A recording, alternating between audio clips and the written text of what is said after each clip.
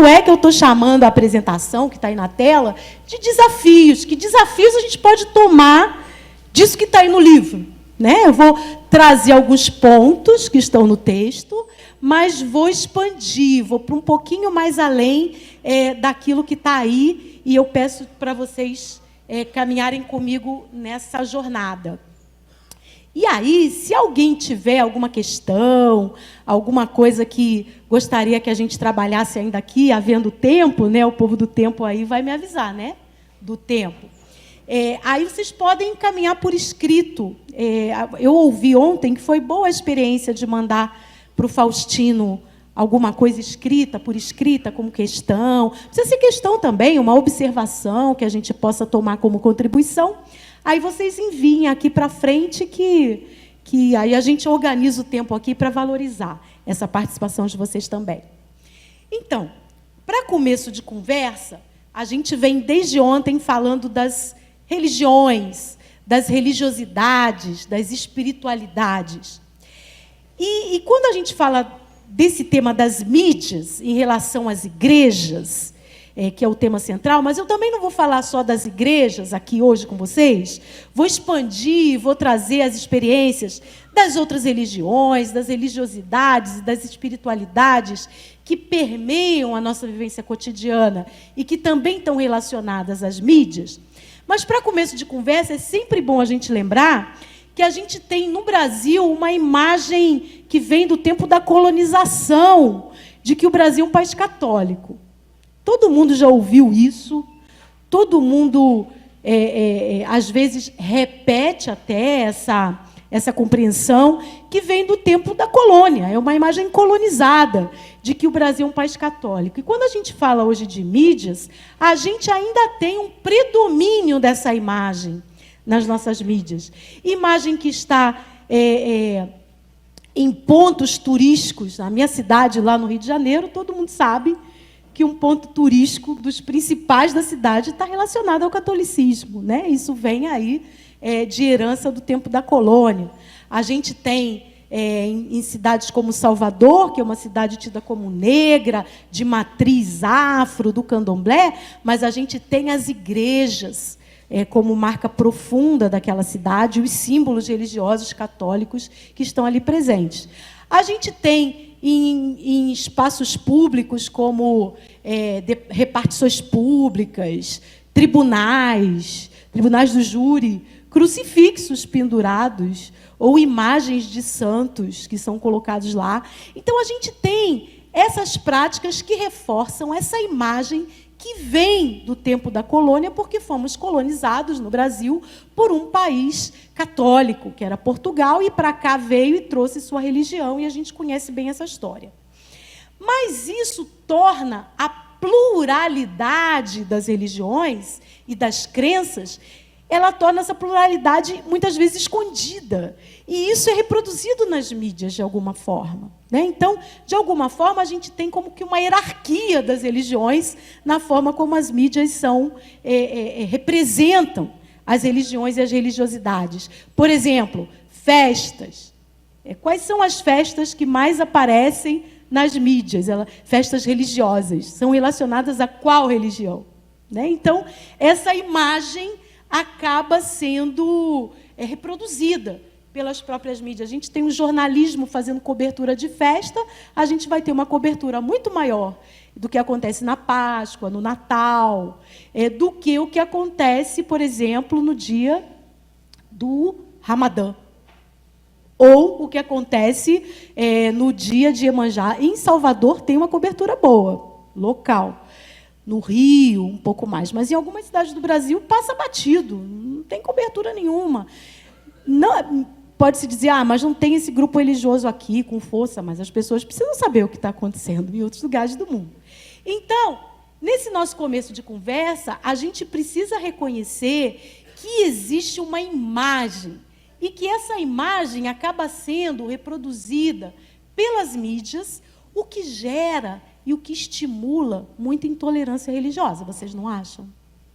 A forma como as coisas são representadas, como os grupos religiosos são representados, a imagem na forma como ela é trabalhada. Isso não é vamos dizer assim, um fluido para a intolerância? Quando um grupo aparece mais do que o outro e um grupo é colocado de forma mais positiva do que o outro nesta imagem. E acontece que isso tudo vai contra a realidade que certamente Faustino trabalhou ontem aqui, que as religiões e as religiosidades marcam fortemente as expressões culturais do nosso país. Na prática, no dia a dia, no cotidiano, a gente tem uma vida permeada por diferentes religiosidades, diferentes crenças, diferentes religiões e também por quem não tem religião. Isso a gente também precisa reconhecer, a existência das pessoas que não têm religião. Sejam elas ateias, sejam elas pessoas que têm sua religiosidade, mas não têm um vínculo religioso com algum grupo religioso. Mas vamos adiante. Então, religião, em cima do que foi tratado ontem, dessas coisas que estamos introduzindo aqui agora, religião deve ser compreendida de forma ampla, no plural.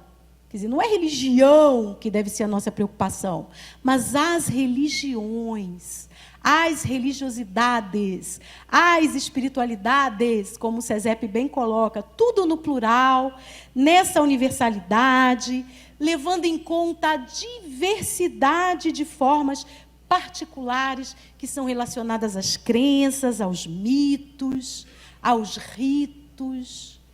Cada grupo religioso tem seu rito, seu mito, suas organizações coletivas e tem contextos sociais, culturais e contextos históricos específicos. Então, nesse começo de conversa, quando a gente relaciona as mídias às religiões, a gente precisa ter esse olhar. Estão as mídias trabalhando essa diversidade? Estão as mídias expressando essa diversidade? Estão as mídias ajudando na compreensão de que há contextos diferentes que envolvem as fés diferentes que as pessoas professam ou não professam? E aí, nesse sistema comum de crenças, que ele é social, é cultural, é historicamente construído a partir de grandes narrativas.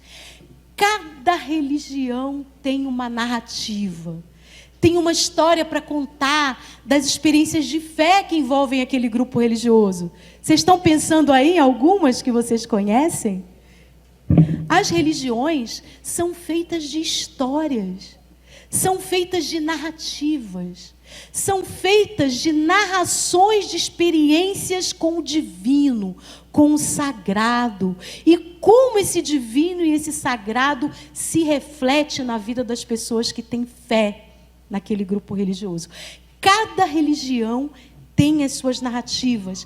E essas narrativas movem a sociedade com uma força que vai além do que a lógica material vai dizer.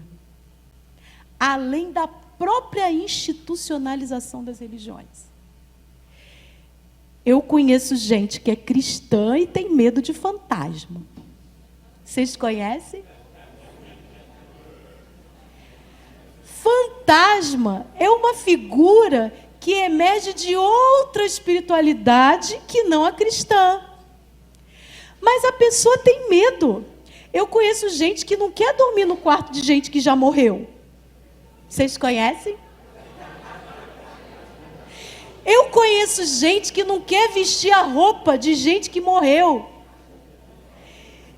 Tem medo que aquela pessoa vai, sei lá, fazer alguma coisa, assustar. Essa é uma espiritualidade que não é cristã.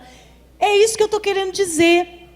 Essas narrativas que vêm de espiritualidades distintas acabam indo além daquilo que é institucional.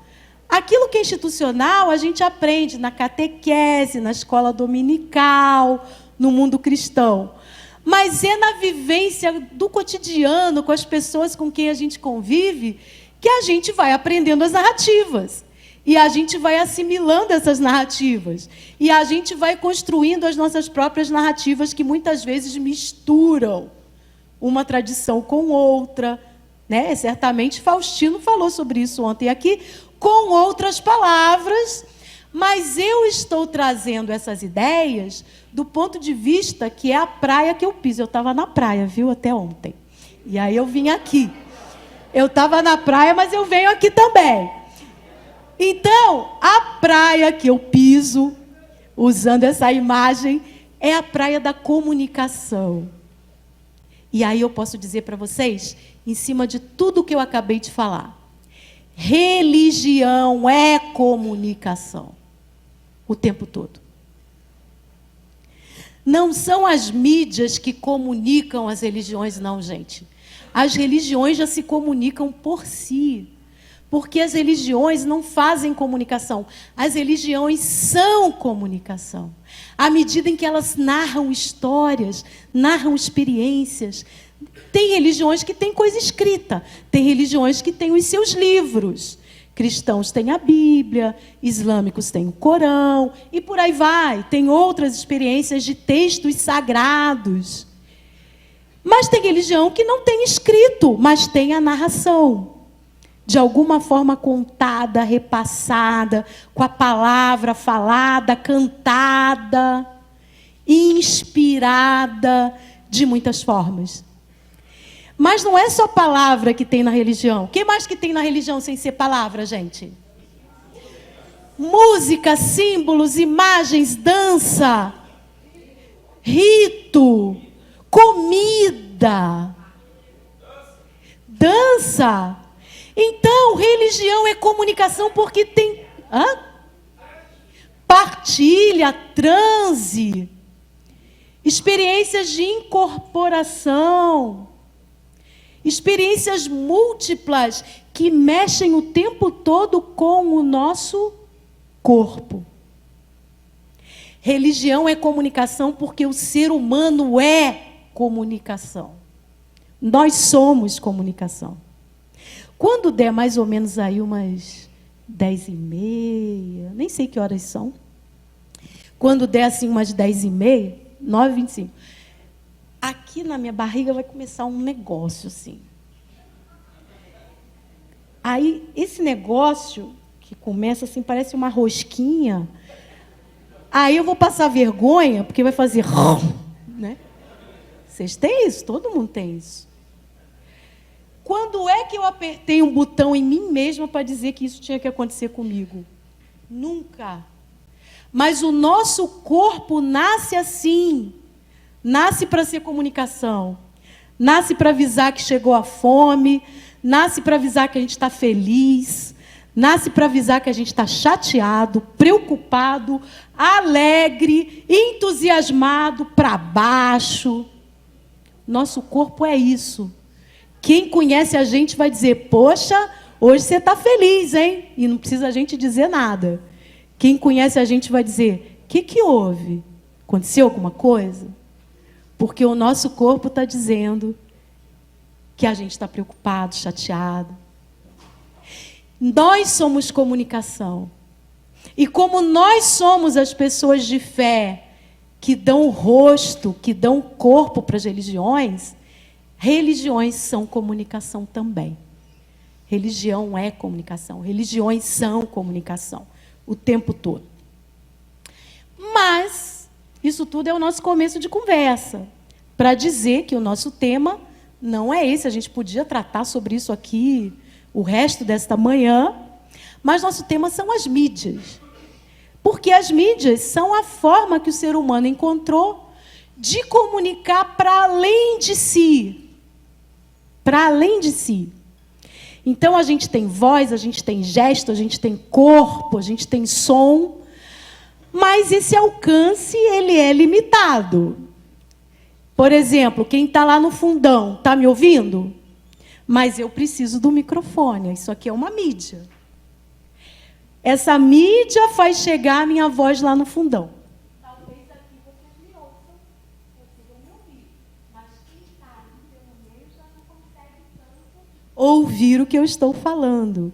Aí, para a comunicação, e mais além do face a face, dessa comunicação que a gente pode fazer com o corpo, o nosso corpo precisa de instrumentos, precisa de meios, precisam de mecanismos que levem além a nossa voz, o nosso gesto, aquilo que a gente faz com o nosso corpo.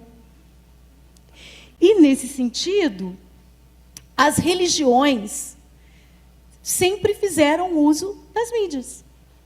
Nunca rejeitaram. Teve um pouco de resistência no começo, com as mídias eletrônicas. Vocês estão enxergando aí essa coisa, gente? Está difícil, né? Eu não estou enxergando bem aqui. Eu acho que é legal o pessoal olhar essas coisas, não é legal? Se tiver chance de a gente... então vamos fazer umas experiências aí, vamos ver.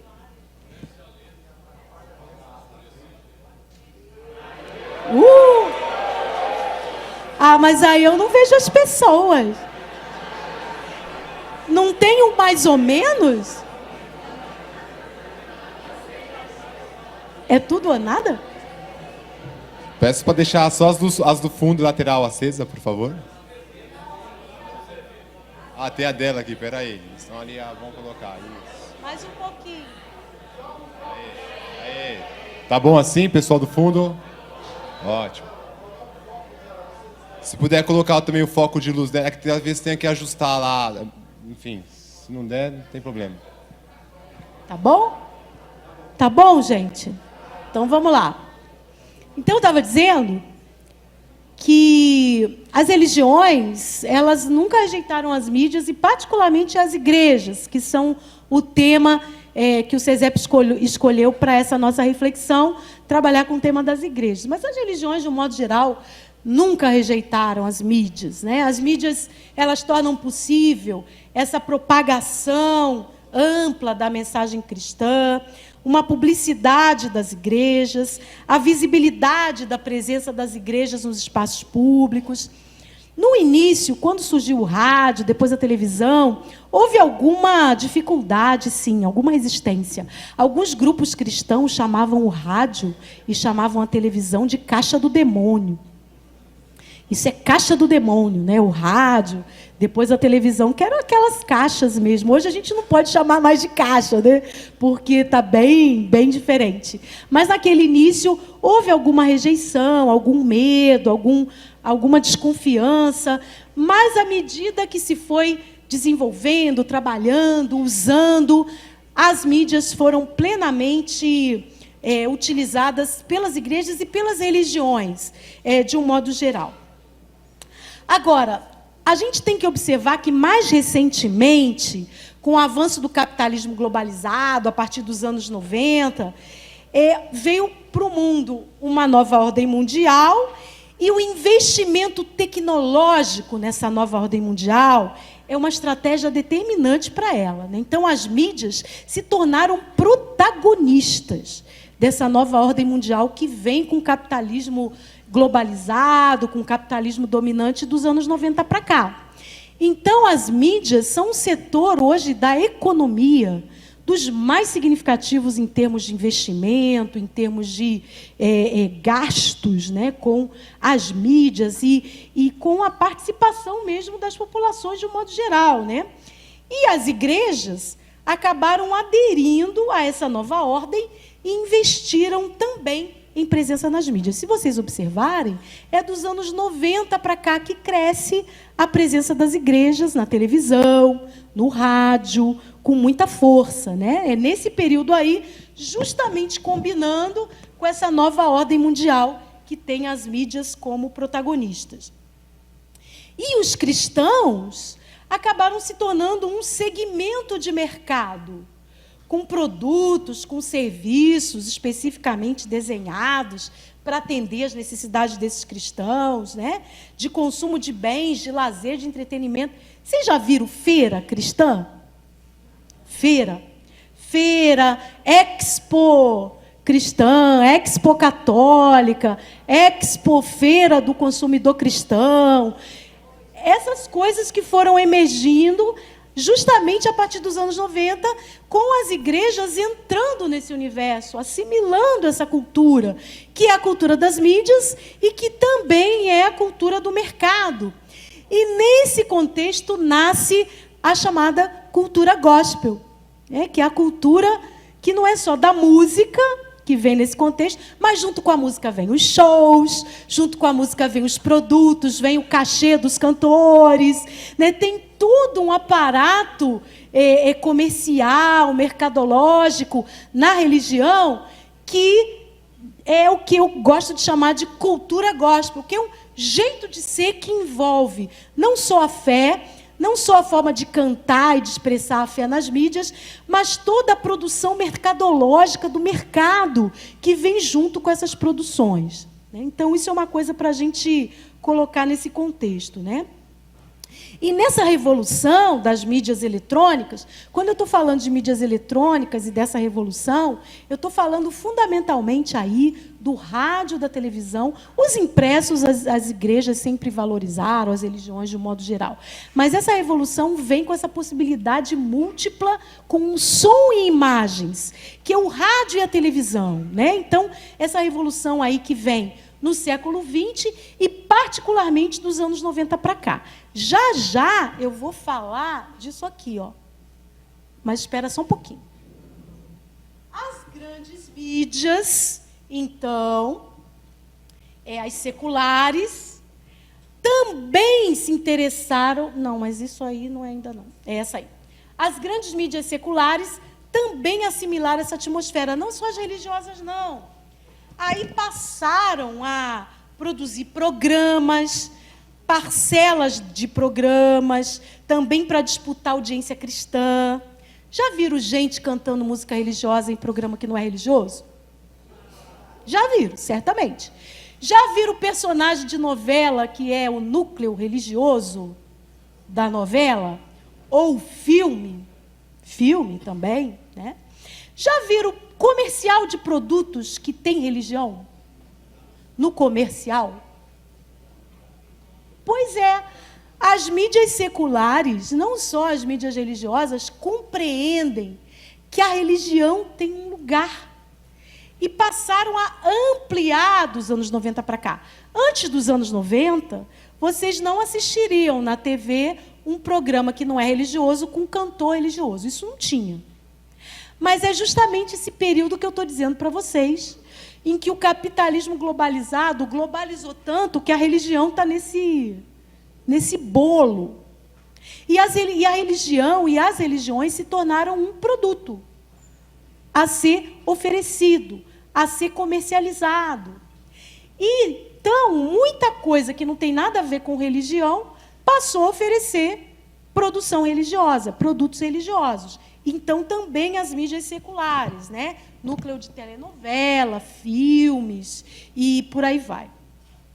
Essas interações, então, elas têm reflexos na cultura dos próprios grupos religiosos, em especial as práticas celebrativas, os cultos, as missas, que passam a assimilar elementos dessa cultura das mídias e passam a ser cultos e missas inseridos na lógica das mídias.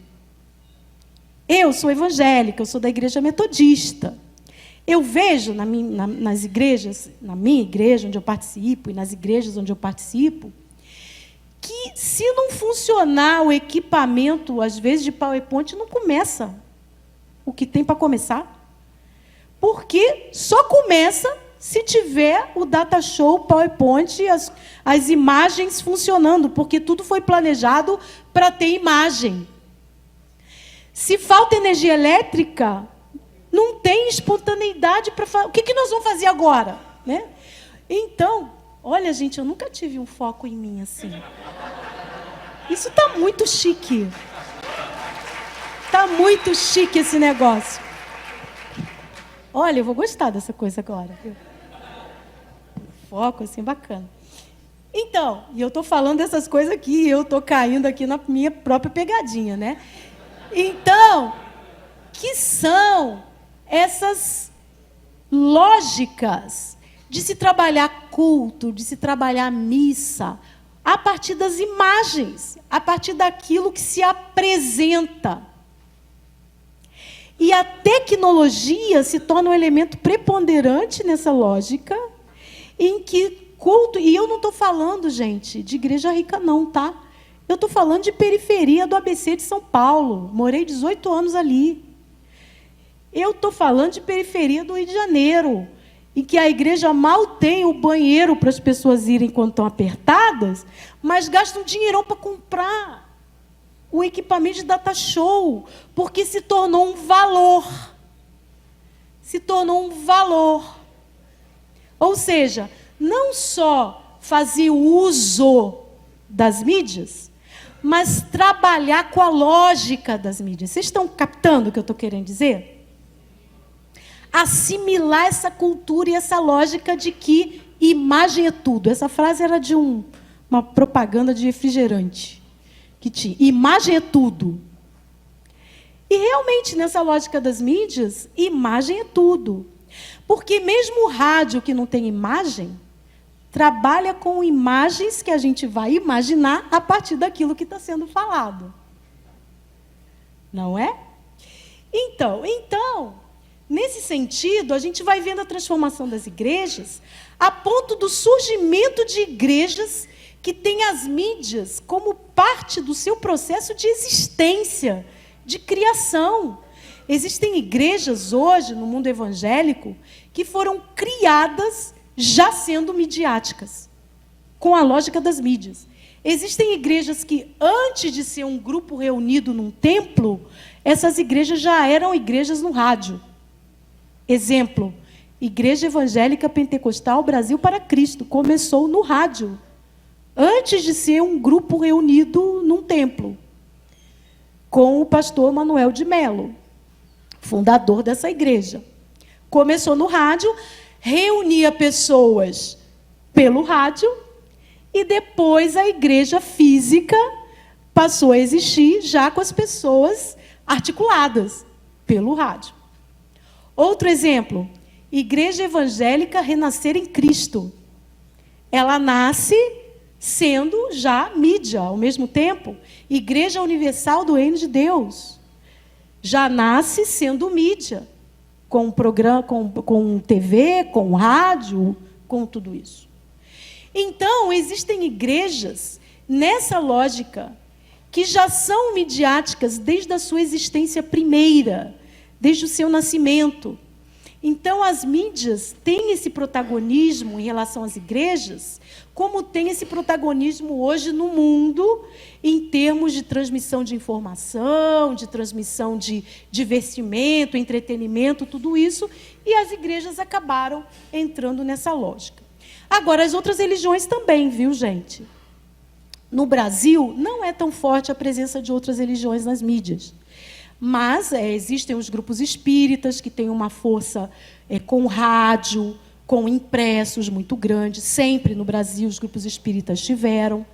E alguns grupos, Seixonoye, tem programa de televisão, mas muito localizados em algumas cidades.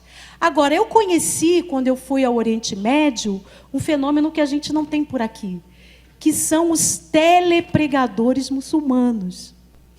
Assim como a gente tem os telepregadores cristãos, que a gente conhece bem, a gente tem os canais muçulmanos no Oriente Médio, religiosos, e a gente tem os pregadores muçulmanos, exatamente nos modelos que a gente conhece aqui, com a versão muçulmana. Eu fiquei muito impressionada, porque aqui a gente não tem essa experiência.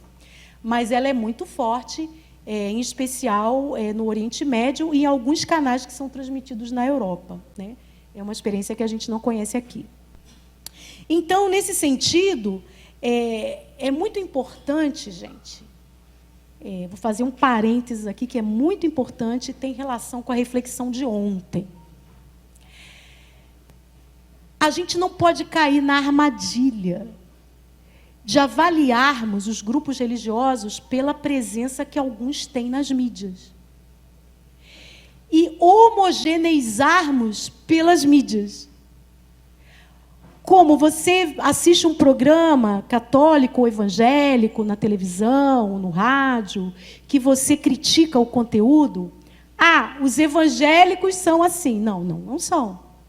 Porque o povo que está nas igrejas não é o povo que está na televisão. Certo?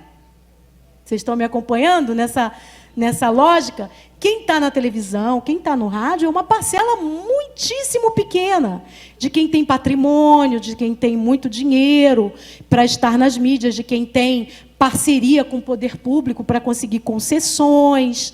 Assim como no catolicismo tem uma presença mais popular no rádio, mas na televisão ela é bastante restrita a alguns grupos.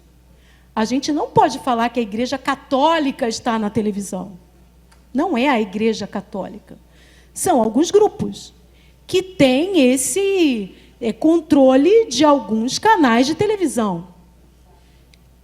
Oi? São chatos? Bom, aí a avaliação vai ficar com vocês.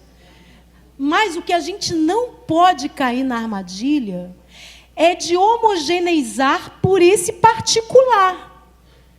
Quem está nas mídias aparecendo não é o grosso, a maioria dessa população religiosa que tem o carimbo relacionado a esses grupos religiosos. Então, a gente precisa ter muito cuidado para a gente não se tornar intolerante pela formação das próprias mídias que a gente assiste ou assiste para criticar. Porque aí a gente se torna intolerante. Porque a gente pega um particular e generaliza como se valesse para todo mundo. Né? Então, isso a gente tem que ter muito cuidado com isso. Né? Bom, então, vamos seguindo, dizendo o seguinte. Nesse sentido, tudo isso que eu falei, eu vou resumir em 2 slides aqui.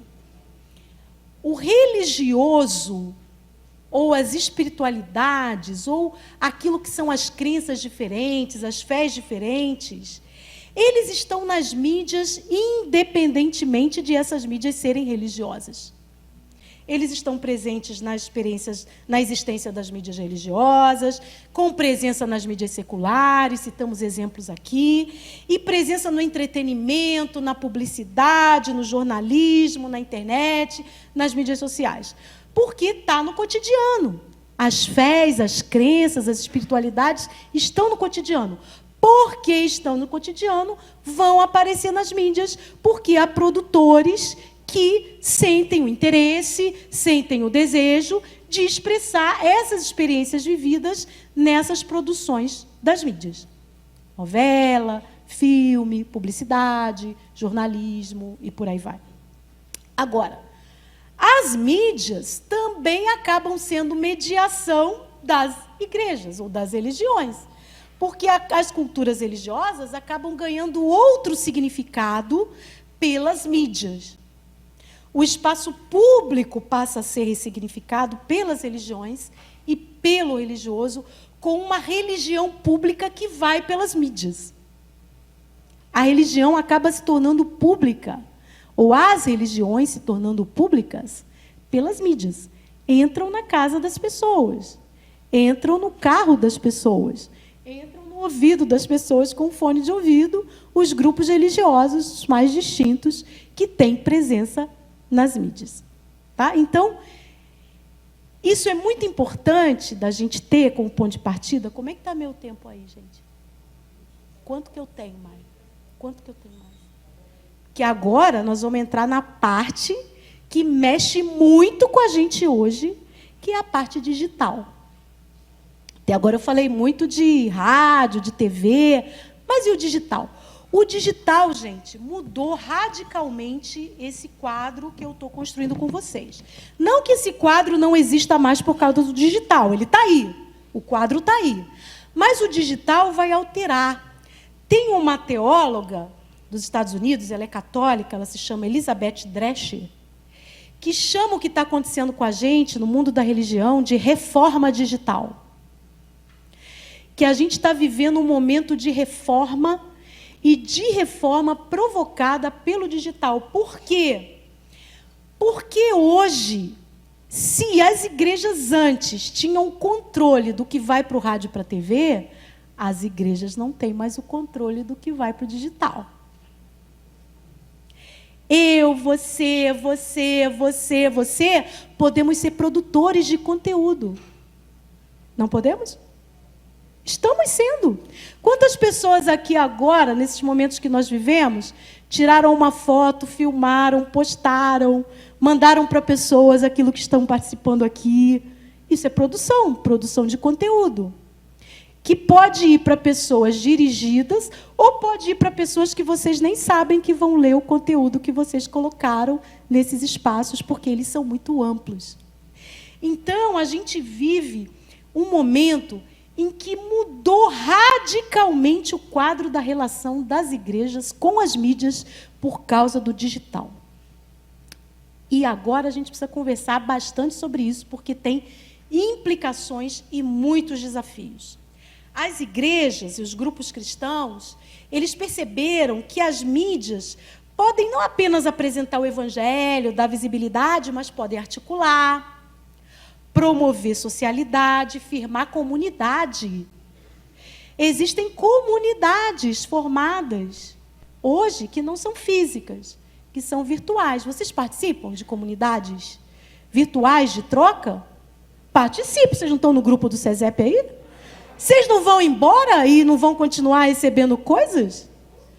Participa. A gente participa de muitas comunidades. Grupos os mais diversos, em que a gente manda coisa, recebe coisa, a gente produz, a gente recebe o que é produzido, compartilha, né? Agora, por outro lado, as igrejas passam a não ter mais o controle do sagrado e da doutrina como tinham antes. Por quê? Pessoas comuns podem orientar pessoas. Vocês conhecem uma figura chamada YouTubers? Ou os influencers, é tudo em inglês, né? A gente tem que enrolar bem a língua para falar. YouTubers, influencers, que são influenciadores, pessoas que saem do nada. Você pergunta, mas quem é essa pessoa? Ela simplesmente saiu do nada, escreve alguma coisa, coloca a imagem de alguma coisa, divulga alguma coisa, e amanhã muita gente gostou daquilo e vai repassando. Tem uma palavrinha que se chama viralizar. Aquilo se torna como que um vírus que se espalha e essa pessoa passa a ter o quê? Seguidores. A gente não fala que Jesus tinha seguidores, que Buda tinha seguidores, que Maomé tinha seguidores. Pois é, pessoas comuns passam a ter seguidores. Vocês sabiam que a própria linguagem tecnológica é uma linguagem religiosa? Eu preciso salvar meu arquivo. Linguagem religiosa.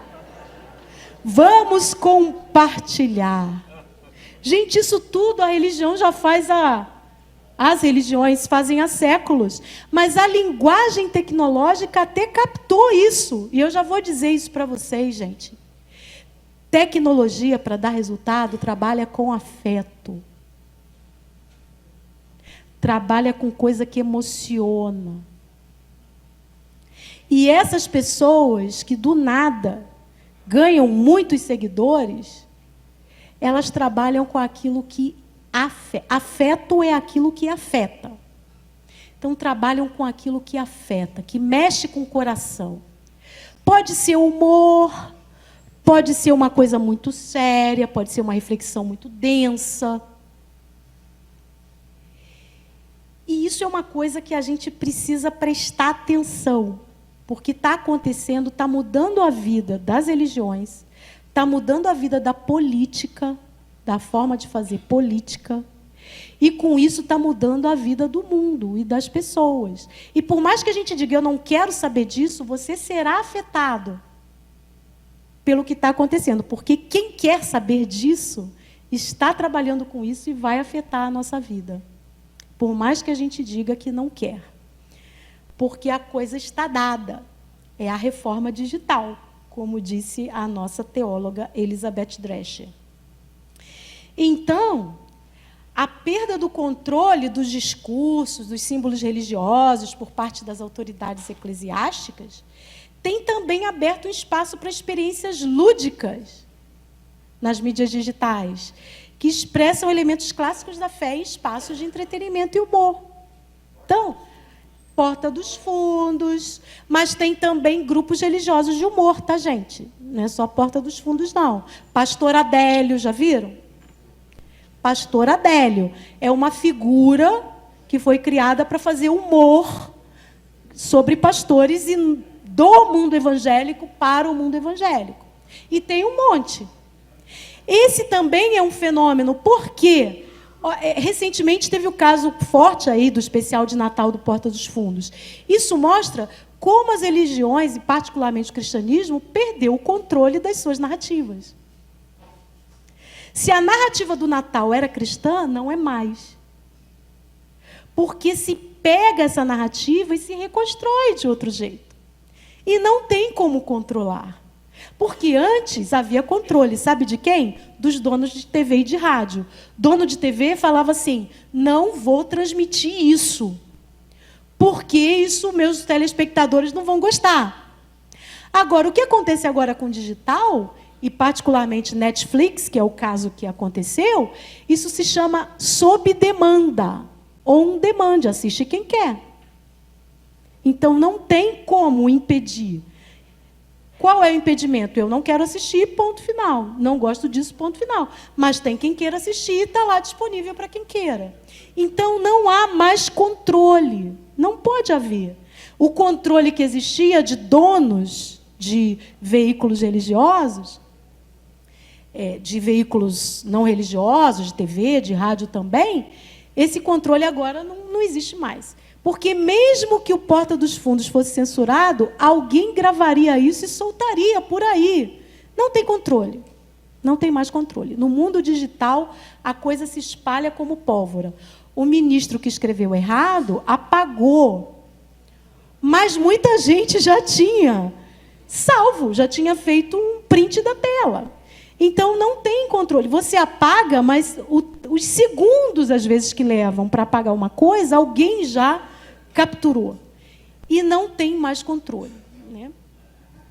Nessa lógica, a gente tem um surgimento de líderes midiáticos, de celebridades. A gente não falava de celebridade religiosa, a gente falava de líder.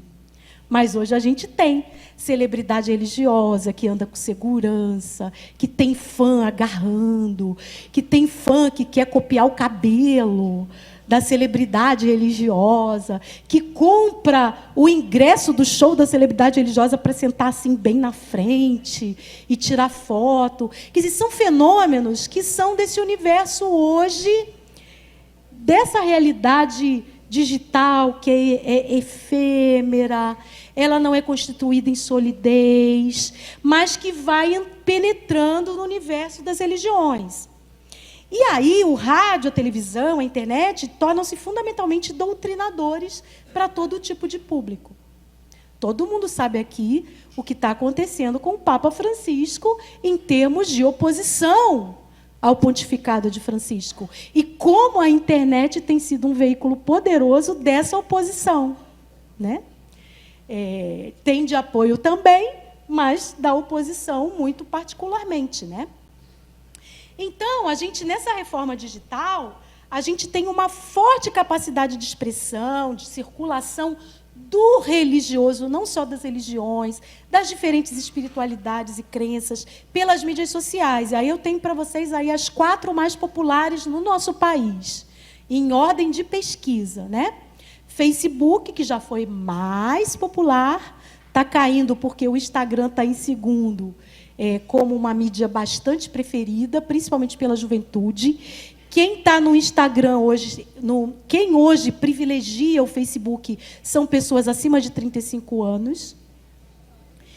O Instagram é privilegiado mais pela juventude, ele está crescendo bastante, tirando audiência do Facebook, mas o Facebook permanece como uma das mídias preferidas no Brasil. O YouTube em terceiro lugar e o Twitter em quarto lugar. São as mídias sociais mais populares hoje. Né? Agora, é importante a gente olhar esse processo e identificar aquilo que a gente deve aprender e valorizar desse processo. A gente tem muita coisa para criticar, mas a gente também deve valorizar e aprender o que nesse processo existe de positivo. Então, primeiro vamos falar do que aprender e do que valorizar. Primeiro, acessibilidade a contatos, a interação. Gente, vocês responderam aqui a pesquisa em minutinhos. Se fosse ter que imprimir o papel, mandar para vocês, né? Então, já pela acessibilidade, mandou rápido para vocês que estão no grupo. Teve um probleminha ou outro ali, mas que já serão problemas sanados, né? Mas é uma coisa rápida. E essa interação, a troca, a possibilidade de troca. Vocês já tiveram a experiência de encontrar gente que vocês não viram há muito tempo por uma mídia social?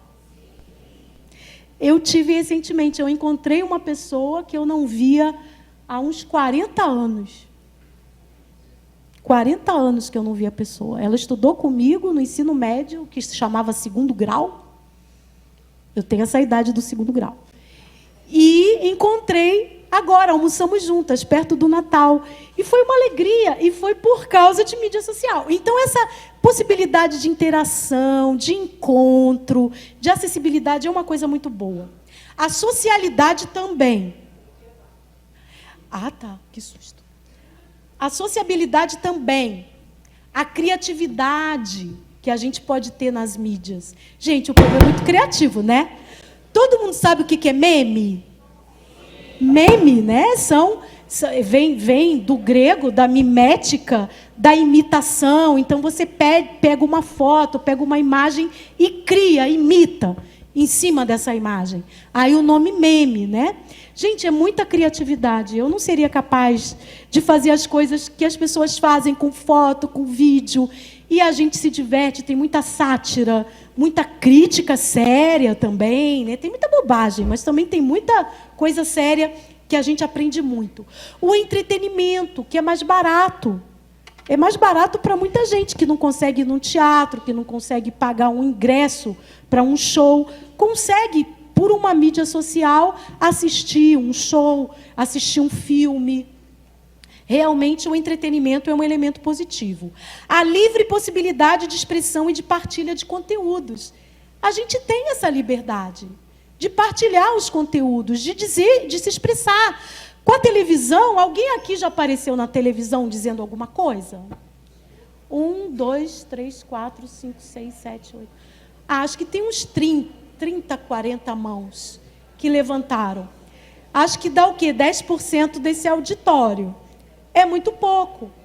Agora, 100% desse auditório pode aparecer numa mídia social dizendo alguma coisa, fazendo uma live, né, um videozinho ao vivo, que você pode fazer e dizer o que está acontecendo aqui agora, dizendo sua opinião sobre alguma coisa. Para essas mãos que apareceram, tiveram que ser convidadas, certamente, né? Teve que agendar, teve que gravar. Quer dizer, é uma coisa muito mais restrita. A livre possibilidade de participação que as mídias digitais dão para a gente. E a produção de conteúdo digital, que é uma produção fácil e barata. Não precisa de equipamento, né? Quer dizer, essa revolução digital, ela se deve muito a esse equipamento aqui. Porque aqui você tem, o que a gente menos faz é falar o telefone, certo?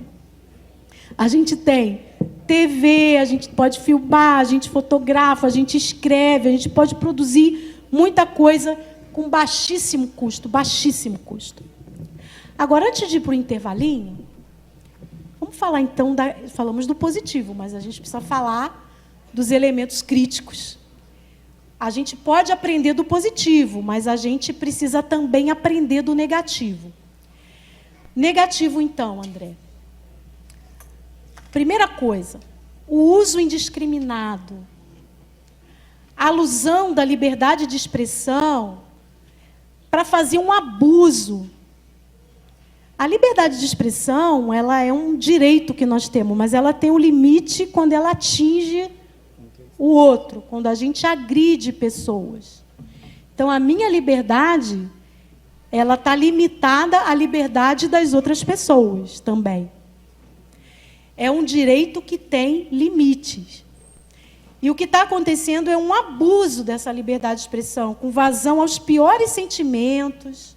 As pessoas por trás de uma tela acham que pode dizer o que quiserem para as outras pessoas, agressões verbais, casos de racismo, casos de sexismo, de xenofobismo, misoginia, enfim, tudo que é de ruim que pode acontecer nas relações humanas, pessoas acham que estão protegidas por trás de uma tela e podem dizer o que bem entendem. Propagação de mentira, de calúnia, né? Como é tudo em inglês, também tem o nome em inglês, que é fake news, né? As chamadas fake news, as calúnias, as mentiras. A gente também tem a falta de limite para o que é público e para o que é privado. Parece que tudo agora é público, vocês não acham?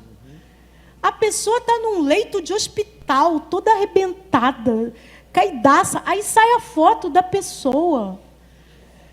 Um conhecido meu foi soltar fogos de artifício no Ano Novo, explodiu tudo nele. Se queimou todo. E ele colocou todas as fotos dele queimado. Uma coisa, assim, eu nem quis olhar.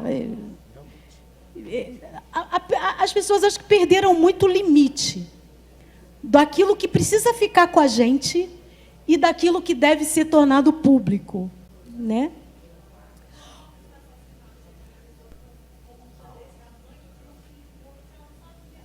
Então, uma pessoa foi assassinada, a mãe viu o filho morto pela internet. Né? Ficou sabendo do assassinato do filho pela internet, porque as pessoas querem dar rápido a notícia, né? O acidente de carro, o assassinato, enfim. Então, essa falta de limite para o que deve ficar com a gente e o que deve ser tornado público, e que horas ele deve ser tornado público, nesse caso, né? A espetacularização da vida, que tem a ver com isso, né? Tudo vira espetacular, tudo vira uma imagem. Eu tenho que filmar tudo, fotografar tudo. Tem gente que vai fazer um passeio, já desce do ônibus fotografando. Nem para olhar, respirar o ar do lugar. Gente, é verdade. Vocês já repararam isso? A pessoa, no prato de comida, nem comeu ainda, nem provou, nem sabe se está bom. Aí a foto já está lá porque é bonito, tem que ter a imagem. Isso é a espetacularização da vida. Tudo vira imagem, tudo tem que ser espetacularizado. A superficialidade das relações. Está escrito lá que a gente é amigo, mas é mesmo. De quantos somos, de fato, amigos? Então, essas relações superficiais, muitas vezes com coisas que não são de fato o que está acontecendo, né? A exacerbação da fofoca.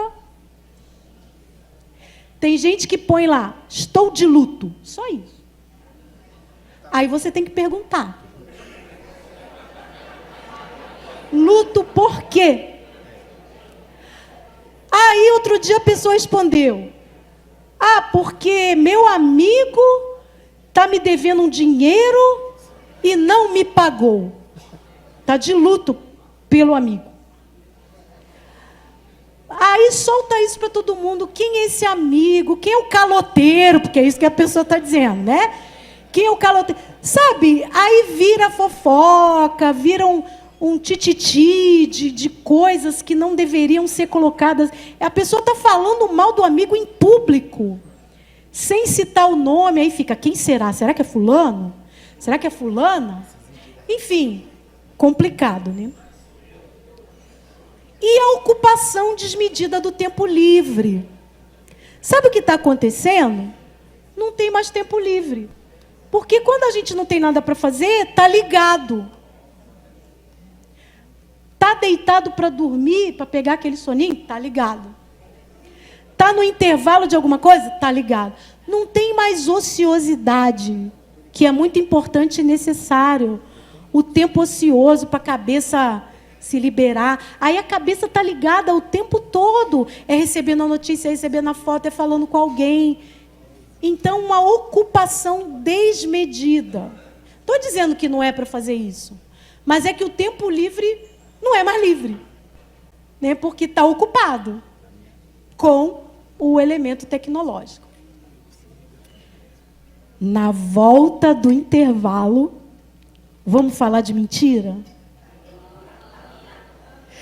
Vamos falar de calúnia? Vamos falar de desafios que a gente mesmo acaba compartilhando coisa que não deve? Tá? A gente vai falar isso na volta. E aí, minha gente? Eu tenho 2 comentários aqui que chegaram, que eu vou compartilhar com vocês. Um veio... cadê a pessoa que falou comigo aqui?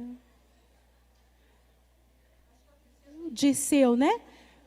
O Dirceu falou comigo aqui para eu destacar essa dimensão que eu falei em termos da liberdade de expressão. Está lá o Dirceu lá. Da liberdade de expressão, ressaltar o termo cultura do ódio, né? E de fato, né? Quando os exemplos que eu dei em termos desse abuso da liberdade de expressão, são expressões muito fortes de ódio e de estímulo à adesão também, porque isso vai se espalhando, né, gente?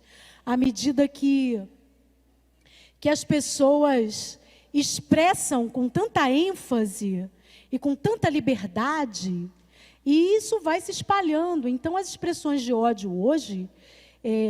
2 anos atrás, eu vim aqui no curso de verão e a gente falou sobre violência nas mídias. Quem estava aqui naquele curso de verão? Muita gente. Então, eu estava aqui e a gente falou sobre violência nas mídias.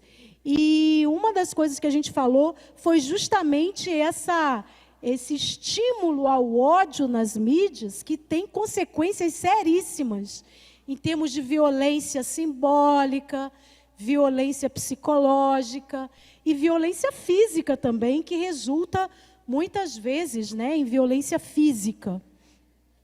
Então, obrigada, Dirceu, de lembrar, porque isso é um tema que a gente tem sempre que enfatizar, né? E muitas vezes a gente cai em armadilhas e acaba reproduzindo entre nós, né, as nossas diferenças, essa cultura do ódio. E aí o Emerson Sbardelotti mandou pela internet aqui uma questão. Partindo da reflexão de que não podemos cair na armadilha de avaliar os grupos religiosos pela presença que eles têm na mídia, mas e se essas mídias já forem uma armadilha? Bom, a resposta é essa mesmo, né? As mídias religiosas, elas podem se tornar uma armadilha de intolerância, né? Inclusive, eu vou dizer aqui de alguns sites religiosos hoje que, com o próprio noticiário de religião que esses sites publicam, já são um estímulo à intolerância religiosa. Então, na verdade, muitas vezes, ao criar o espaço de mídia, não tem uma intenção, vamos ter um espaço de intolerância religiosa. Não é isso. Mas, à medida que as mensagens vão sendo propagadas e que o conteúdo vai sendo trabalhado, acaba se tornando um espaço de propagação da intolerância, né? E aí é uma armadilha para nós, torna-se uma armadilha para nós. Foi isso que eu quis dizer, né? Ele pergunta, reforma digital ou deforma digital? Pode ser uma deforma, mas a gente tem que olhar esse momento como um momento que, como eu disse, não tem escapatória. Estamos todos vivendo. Ele tem aspectos positivos, não podemos demonizar tudo que está sendo experimentado e vivido, porque a gente desfruta desses espaços, como estamos desfrutando aqui no SESEP, no curso de verão, em outros espaços. E o que a gente precisa são os desafios que eu vou listar com vocês agora, e que eu gostaria muito que vocês ampliassem nas tendas, nas conversas de hoje à tarde, de como é que a gente pode transformar esses espaços em espaços libertadores, né? E não deformadores, usando a palavra aqui do Emerson, né? Que não sejam deformadores. Então, muito obrigada, Emerson, muito obrigada, Dirceu. E aí a gente vai para a parte final aqui, com os desafios que a gente tem, e que aí eu gostaria muito que, ao final nas tendas, né, ao final da nossa manhã, nas tendas e entrando também pela tarde, vocês explorassem mesmo essas possibilidades concretas que a gente tem de leitura crítica dessas mídias. A gente precisa cada vez mais ajudar as pessoas com as quais a gente trabalha a construírem uma leitura crítica desse momento, a não aceitação simplesmente, a não rendição simplesmente a tudo que está dado, mas uma leitura crítica que possibilite trabalhar pela democratização das mídias, né? Que elas sejam cada vez mais um espaço plural, democrático, em que as religiões, as espiritualidades sejam expressas de maneira respeitosa, plural, democrática. Então, isso é muito importante nesse momento para nós. Valorizar as mídias alternativas, dar audiência às mídias alternativas. As mídias alternativas ocupam esses espaços digitais. As mídias alternativas não estão na TV, estão muito pouco no rádio, e elas estão onde? Estão nos espaços digitais, porque são os espaços que tornam possível a informação alternativa, o entretenimento alternativo, os espaços alternativos de troca. Então, a gente precisa valorizar esses espaços alternativos e trabalharmos pela humanização das mídias sociais, contra a cultura do ódio, contra essa liberdade de expressão, mostrando que ela é abusiva, né, mostrando que ela tem limites, que ela precisa incluir o elemento do respeito, do diálogo, do ouvir o outro. Isso é um processo importante de humanização. E aí a gente tem alguns desafios que passam pelas mídias noticiosas religiosas, canais religiosos. No mundo evangélico existe o Gospel Prime, Gospel Mais, no mundo católico, Canção Nova, e outros grupos que trabalham com noticiário, com informação do mundo religioso. Esses grupos estão se tornando, ou se tornaram, sinônimo de verdade. Que são grupos, porque são religiosos, que eles trabalham verdade, né? Tem um outro site religioso grande chamado Pleno News, que é um site de notícias, né? E essas notícias que eles produzem são fartamente reproduzidas por pessoas das igrejas, por pessoas religiosas, ou que têm afinidade com o universo cristão. Agora, nesses espaços há uma circulação muito ampla de desinformação e de mentiras. Aí eu queria me deter com vocês nessa parte final. Eu vou até saltar, vamos saltar para o elemento do maior desafio. Vou colocar para vocês aqui o maior desafio que a gente tem neste momento, no mundo religioso, que é a superação da desinformação.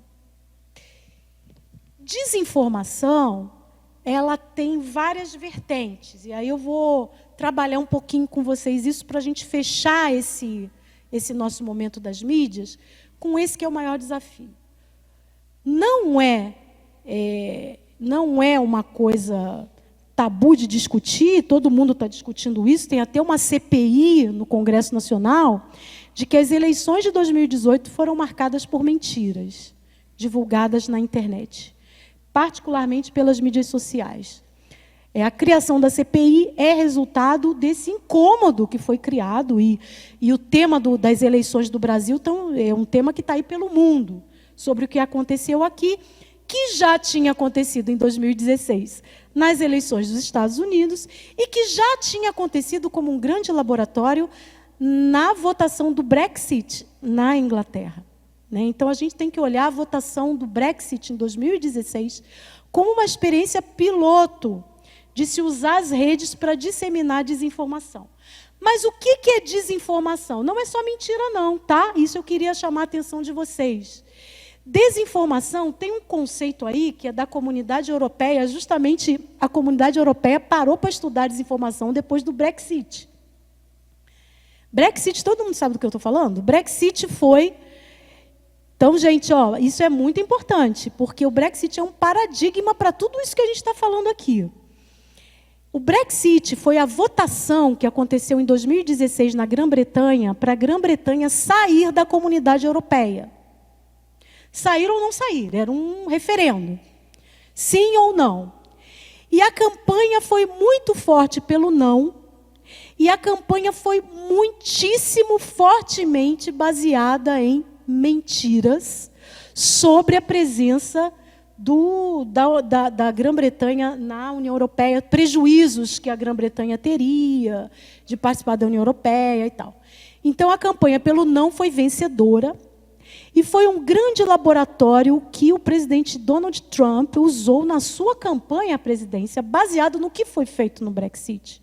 Aperfeiçoou lá e foi um laboratório também para o Brasil 2018. Então, essas três coisas estão conectadas, tá? Brexit. Se vocês procurarem na internet, tem muitos vídeos sobre isso, sobre o que aconteceu, explicações sobre... Se vocês escreverem desinformação Brexit numa pesquisa, vocês vão ver vídeos explicativos sobre como se deu aquele processo, depois nos Estados Unidos as consequências e o que aconteceu em 2018 no Brasil. E a comunidade europeia está estudando muito sobre isso. Tem pesquisadores trabalhando com esse tema e construíram esse conceito aqui, o que é desinformação, né? Então, esse é um conceito que tem sido usado muito no Brasil, que é esse conceito da comunidade europeia. Informação comprovadamente falsa ou enganadora, que é criada, apresentada e divulgada para obter vantagens econômicas ou para enganar deliberadamente, podendo prejudicar o interesse público. Então, o que está em jogo aí é o interesse público. E aquilo que é criado intencionalmente para ganhar dinheiro ou para fins políticos. Então, é uma informação falsa ou enganadora. Então, a desinformação, ela pode ter 4 tipos de notícias, tá? Que chegam para a gente. Notícias falsas, notícias enganosas, notícias inconclusivas e notícias imprecisas. Tudo isso é desinformação. Falso é falso, é mentira, ponto final, né? Não tem o que discutir. É falso, uma coisa inventada, deliberadamente inventada. Enganoso é quando, por exemplo, o título diz uma coisa, o conteúdo diz outra. Já viram textos assim? O título chama para uma coisa, aí quando você vai ler, o título não tem, está levando a pensar uma coisa e o conteúdo é outro. Ou então, a foto é de uma coisa, o conteúdo vai dizer outra. Isso é o enganoso, que é para te chamar a atenção para uma coisa. Agora, vocês sabem que muita gente só fica com o título, né? Os títulos são muito importantes. Muita gente só fica com o título e não vai ler. Então, muitas vezes, esse enganoso, ele está muito no título. Eu vou mostrar uns exemplos para vocês já já. E as notícias inconclusivas? São aquelas notícias tipo, o Greenpeace colocou o óleo nas praias do Nordeste brasileiro. Isso é mentira, certo? Esse é um exemplo. Agora, outro exemplo. Um navio afundou e soltou o óleo nas praias. Vocês viram essa notícia? Um navio afundou e soltou o óleo nas praias do Nordeste. Isso foi dado como dado, mas era uma suspeita. E não tinha pesquisa suficiente, investigação suficiente para dizer que foi o navio que afundou. Tanto é que depois apareceu um navio grego. Né? Isso, venezuelano, que o óleo era venezuelano. Aí já disseram que a Venezuela estava tramando contra... Enfim, né? Essa história do óleo nas praias do Nordeste foi uma fartura de desinformação, porque tinha coisa falsa, tinha coisa inconclusiva, como o caso da suspeita do navio afundado, que depois pesquisou-se corretamente, mas a notícia é dada como definitiva, quando uma coisa não está devidamente levantada. Então, o inconclusivo é desinformativo. Porque não está concluído, como é que a gente vai dizer que foi? Certo? E o quarto tipo são as notícias imprecisas. São notícias que são dadas sem informação precisa, como dados, fontes. A coisa de fato aconteceu, mas você não sabe se ela é verdadeira, porque não tem conteúdo que justifique que seja verdadeira. Então, ela é imprecisa. Não existe dado, não existe gente entrevistada para dizer o que aconteceu, não existe fonte, não existe conclusão. Então, esses 4 tipos de notícias estão circulando nas nossas redes. Chegam pelo WhatsApp, chegam no Facebook, chegam no Twitter, vídeos no YouTube. Isso chega para nós. E são características da era da desinformação. Gente, a nossa era está sendo chamada de era da desinformação. Agora, vocês podem perguntar, Magali, o que isso tem a ver com o tema do CESEP? Porque os grupos religiosos são os que mais espalham essas notícias. Não porque os grupos religiosos são malvados, mas os grupos religiosos acreditam. São pessoas de fé. E essa fé extrapola a fé religiosa. E essa fé vira fé em qualquer coisa que é dita para essa pessoa que venha de alguém que ela acredita que é uma autoridade. Geralmente, essas notícias são espalhadas por grupos de igrejas. Vem do pastor, vem do padre, vem da autoridade. Vem da liderança da comunidade. E aí o grupo é da comunidade? Claro que é verdade. Como é que vai ser mentira? É da igreja. É da comunidade. Então, estes grupos nossos, religiosos, são os grupos mais vulneráveis à propagação de desinformação. Não é à toa que os grupos religiosos foram fundamentais nas eleições de 2018. Porque foram aqueles que mais espalharam por suas comunidades. Então, por isso que a gente vai gastar esse tempinho final aqui com isso, que eu acredito que seja um dos grandes, se não o maior desafio, que é a gente combater, aí é guerra mesmo. Temos que fazer guerrilha. Combater a desinformação.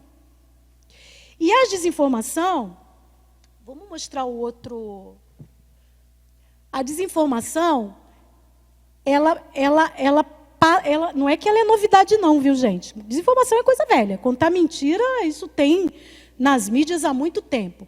É que no passado, o que tinha aqui?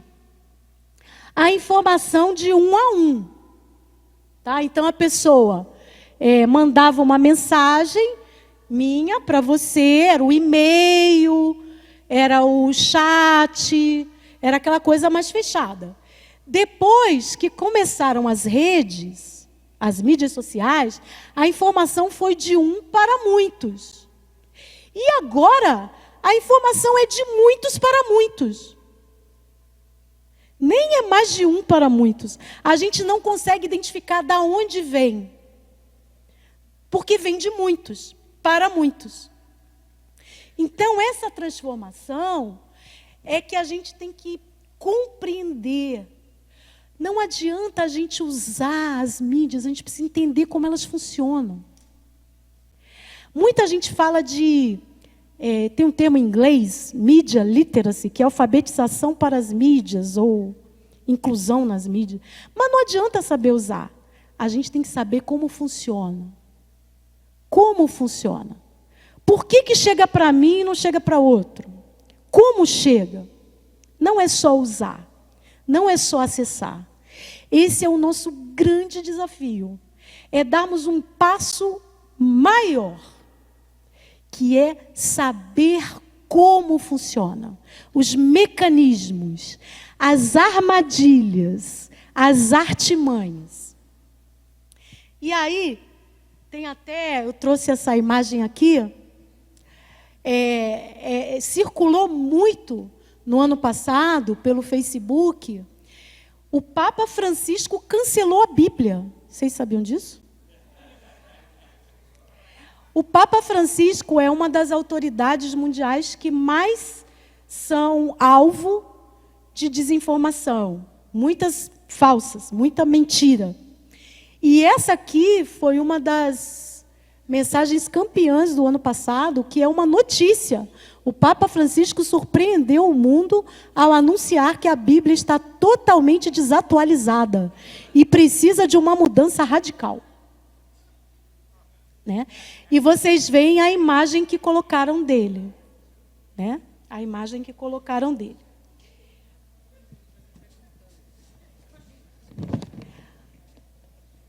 Mostra um outro exemplo. Outro exemplo que circulou bastante nas mídias, essa daqui, inclusive, eu tenho uma pastora da minha igreja metodista, que ela é minha fonte de fake news. Eu sempre vou lá pegar. E essa aqui eu peguei como exemplo que está na página dela. Professora filmada cheirando cocaína nos protestos de educação no Rio de Janeiro. Vamos torná-la famosa ao máximo. Vocês estão vendo? Isso estava na página de uma pastora, de uma igreja evangélica histórica. Esta é a Vitória Donda, tem nome, líder ativista do aborto no PSOL, em plena atividade psolista. Isto é esquerda, isto é PSOL. E mostra ela aqui cheirando. Aí, há uma pesquisa sobre essa mensagem, de que ela começou na Argentina, e que Vitória Donda é uma deputada da Argentina. E que na Argentina já haviam soltado uma mensagem falsa sobre ela, que é de esquerda, falsa foto de Vitória Donda consumindo cocaína. Não é ela. Só que na Argentina já havia isso, e houve então uma tradução para o Brasil. Aí ela virou PSOL. E virou participante no protesto de educação fazendo isso lá. Vejam, gente. E essa mensagem circulou o Brasil. Então, eu poderia dar para vocês muitos exemplos. E esse mapinha aqui mostra para vocês como é que a desinformação de conteúdo maldoso, ela segue. Né? Esse mapinha aqui mostra. Aqui tem uma pessoa que vai inventar essas coisas. Alguém inventou isso, certo? Alguém sentou e montou aquilo lá, certo? Essa pessoa manda para aqueles amarelinhos ali, ó, que são os propagadores que ela tem contato, que essa pessoa sabe, tem contato e pede para ela mandar. Aí ela vai mandar para esses propagadores, que mandam para os grupos de igreja, por exemplo, e esses verdinhos aqui todos vão receber e vão passar para a família, para os amigos. Aqui é espontâneo. Por isso aqui está como positivo. Aqui é espontâneo. A pessoa está fazendo a propagação porque ela fala, veja que absurdo.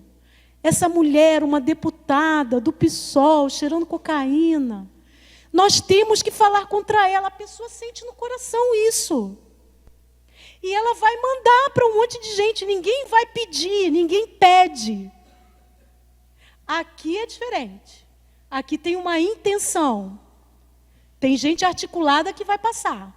Agora, essa massa que vai receber, está aqui, ó. Esses são os nossos grupos de igreja, que passam para a família, para outra igreja, para outro grupo. Aí vai, porque sai do coração. É espontâneo. Tá? Então, esse é o sistema. Então, para a gente terminar, por que as notícias falsas são atraentes? Vamos mostrar isso, pessoal, aí. Por que as notícias falsas são atraentes? Primeiro, há uma sobrecarga de informação. A gente recebe muita coisa, não recebe? Muita coisa. Então, isso causa um esgotamento que a gente vai selecionar o que a gente vai querer. E é sempre por aquilo que nos afeta. A gente vai parar para ler o que nos afeta. Porque tem uma sobrecarga. Segundo, atalhos psicológicos fáceis e respostas emocionais. É aquilo que nos afeta e que mexe com as pessoas. Mexe com as pessoas. Por isso vai estar lá, cocaína. Olha o que foi feito com aquela foto da deputada. Era esquerda, cocaína, professores, aborto. Pegou 4 elementos que afetam. A pessoa já está, ai, meu filho vai ver essa professora na escola, sabe? Isso já vai, aí cria, aquilo que justamente são elementos que afetam a vida cotidiana das pessoas, com palavras-chave que mexem com as pessoas. E isso dá um clique psicológico lá na pessoa, tá? Porque mexe com ela. Sentido menos crítico a conteúdos que se alinham a crenças. Aí, se a pessoa, na sua crença, condena a passeata, condena a esquerda, condena o aborto, condena a droga, pronto, a pessoa está com um pacote em que ela não vai ter nenhum conteúdo crítico em relação a isso, porque é o que ela acredita que tem que ser combatido. Então, as palavras-chave são sempre o que as pessoas acreditam que tem que ser combatido. Então, a pessoa não vai criticar nada disso, ela vai aceitar porque bate com o que ela acredita. Eu tenho 5 minutos, mas eu vou contar uma historinha. Meu marido, ele gasta um tempo, eu falo, não perde seu tempo, mas ele gasta, com esses grupos de ex-alunos nossos. Ele foi professor na teologia. E ele estava dialogando com uma, hoje pastora, ex-aluna dele, e que colocou lá uma mentira, uma cabeluda, dessas, bem mentira mesmo. Aí ele escreveu lá, fulano, por favor, apaga isso que não é verdade, fica feio para você. Aí botou a verdade do que era, né? Mostrando que era mentira. Postou lá para ela, isso é mentira. Aí a resposta dela, professor, eu sei que é mentira, mas as pessoas precisam ficar sabendo disso.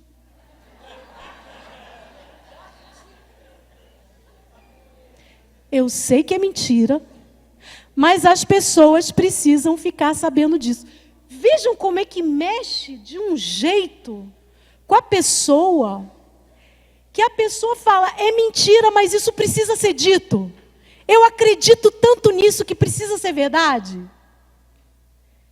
É isso que mexe com as pessoas. E principalmente com as pessoas religiosas, como essa pessoa que eu citei. Outra coisa, a ênfase e a repetição tendem a dar credibilidade. Quanto mais chega de mais gente, um manda, outro manda, outro manda, outro manda a mesma coisa, repete tanto, não, só pode ser verdade. Eu recebi da minha tia, recebi do pastor, do padre, recebi do meu irmão, só pode ser verdade, né?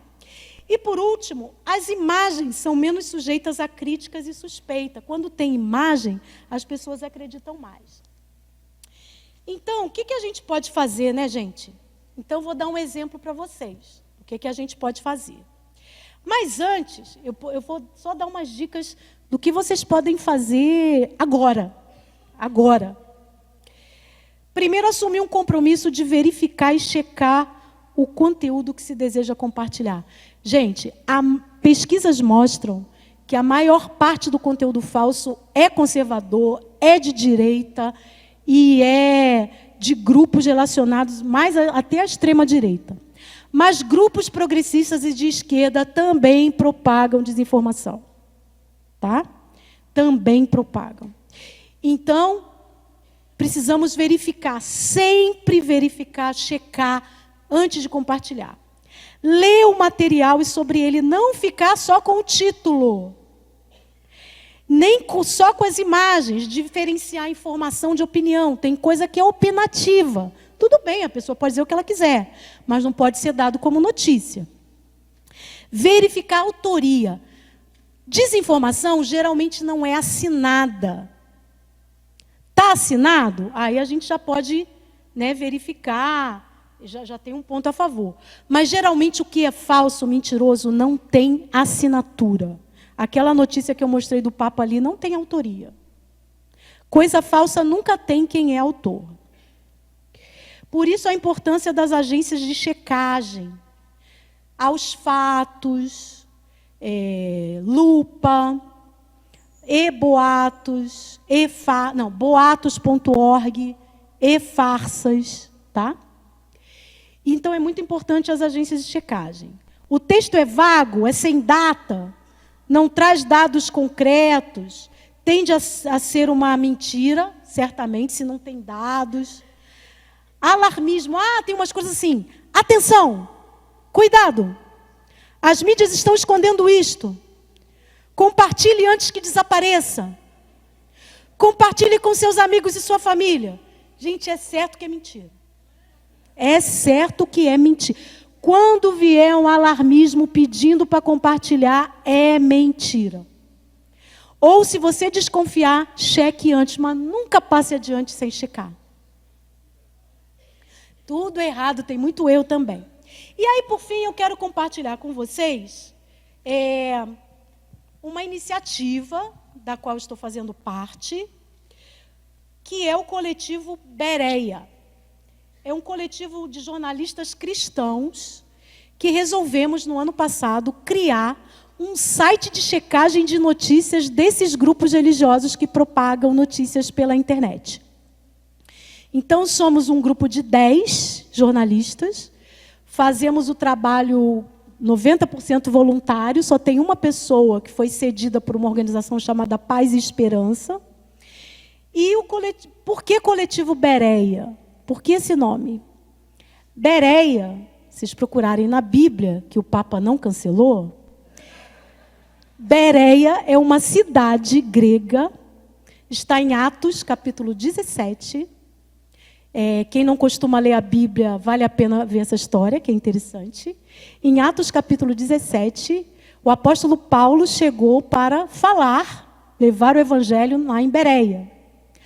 Aí as pessoas de Bereia que se interessaram pela mensagem, a maioria eram judeus, eles foram conferir na Torá se o que eles estavam falando era verdade. Então os bereenses eram checadores do que Paulo estava levando. E isso a gente tomou como exemplo para a gente. Então nós chamamos o coletivo de Coletivo Bereia. A gente pode mostrar aí, esse é o site do coletivo, vocês podem acessar, é o www.coletivobereia.com.br www.coletivobereia.com.br. Nas mídias sociais, a gente está no Instagram, no Twitter e no Facebook, @Coletivo Bereia, em todas as redes, tá?